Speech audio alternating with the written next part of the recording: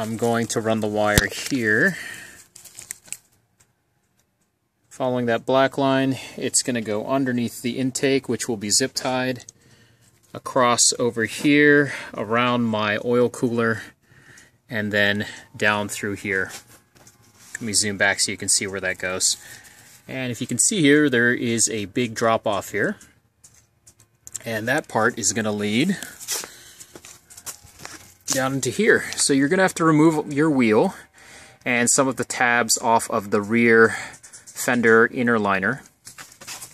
And after you remove a few of those, see if I can get the light in here and the video, you're going to be left with your tubing, which is this one here. So this is the same tubing that ran to the intake manifold, and that just will drop down. Word of caution, before you start running this, make sure you tape the end of this off so that nothing can get in. Obviously the fender is extremely dirty, and if you don't tape this off and you have a bunch of dirt entering the hose, and then you're going to plug this into your sensor, obviously I don't know if it's going to break the sensor, but it's not that great to have dirt going inside the sensor.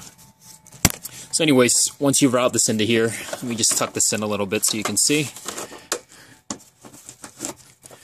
The grommet is going to be right in here on the top right corner, and that's where the hose is going to go. So let's go ahead and put our hose in there. I'm going to do this without the light first, and then I'll show you guys in the cabin how it looks. You know, if you're able to find longer vacuum hosing, I'm sure you can find a better way to route the hose, but I'm not really one that cares too much about having an engine bay that looks absolutely pristine. As long as I can access everything, that's all I care about. Here's inside the cabin. And let's go ahead and find our hose, which is going to be, let's see if I can get the camera in there.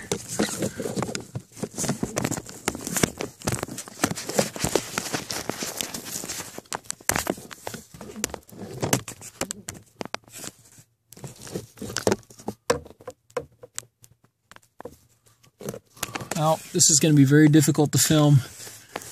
Let me try to turn on the flash on the phone because it's hard to hold the flashlight and the phone. Well, I found it very difficult to get the camera to focus and shine the light, so I'm not going to be able to show you that part, but it's pretty self-explanatory. That hose is going to go inside that area. To access that hole, actually, you need to remove this grommet, which looks like this. And this grommet is going to be posted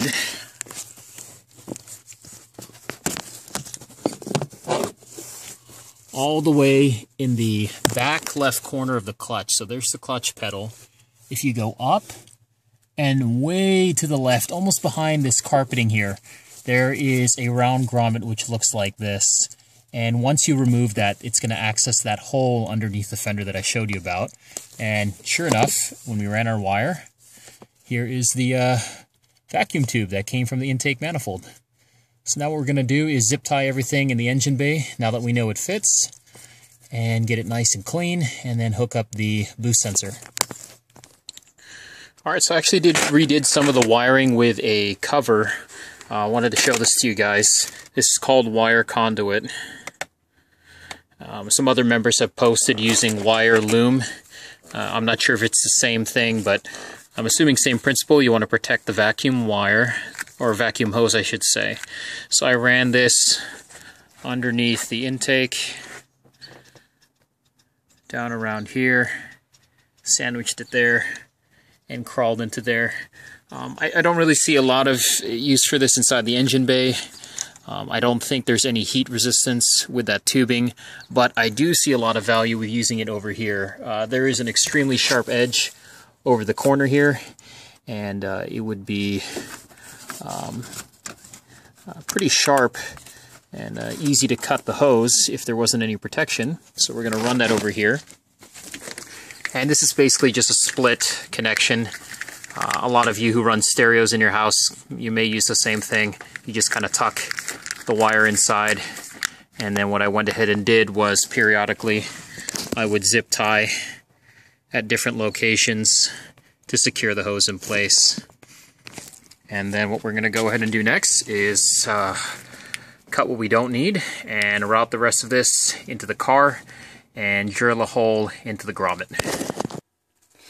Alright, what I'm going to go ahead and do next is cut a hole out in the grommet that connects the fender area to the inside cabin right beneath where the clutch pedal is. So I'm going to take the stock tubing that came with the ProSport gauges, trace around the diameter in Sharpie. Okay, kind of clean it up a little bit, and then we'll go ahead and drill our hole. I'm probably going to use a smaller diameter drill bit than what I drew, because we can always increase the size, but once you make it too big, then you have a problem. So we're going to get something, you know, a little bit smaller than what we drew out here. Alright, so I have a nice workbench here that has pre-drilled holes into it. So I've got my drill bit, and I've got my grommet. We're going to go ahead and line this up over the hole, and just do a pretty simple hole in here. The drill's about to die, so...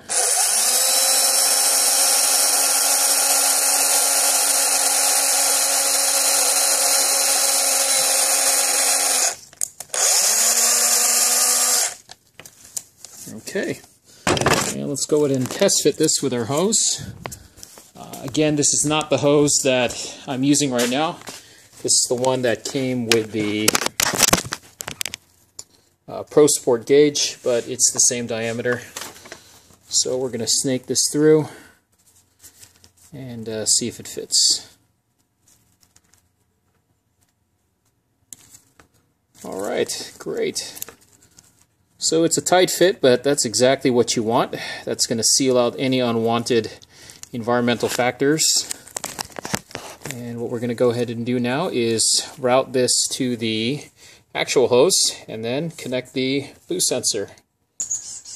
Alright, so probably the toughest part of this project is going to be putting that grommet and the vacuum tube from the intake manifold back into the cabin. One thing I would suggest you do first, as I've done here, is pull a little bit of the extra vacuum line inside and then fit the grommet over it first. And then what we can do is pull from the wheel well to align the grommet back in its place. So let's go to the wheel well.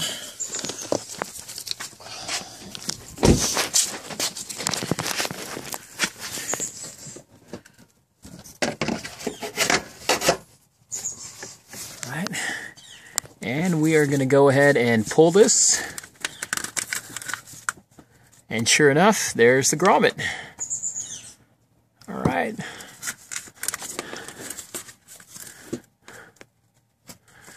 So I'm going to line it up just loosely. And I want to go back inside the car and then push it from the inside. Alright, so I pushed the grommet on the inside. It's actually pretty hard to reach in there, so I ended up using just this plastic insert removal tool, and I just pressed all along the perimeter of the grommet. And if we take a look inside,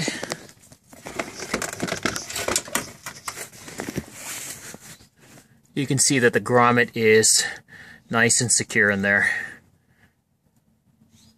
Alright, so now what we're going to do is connect the filter before we connect to the boost gauge. Man, this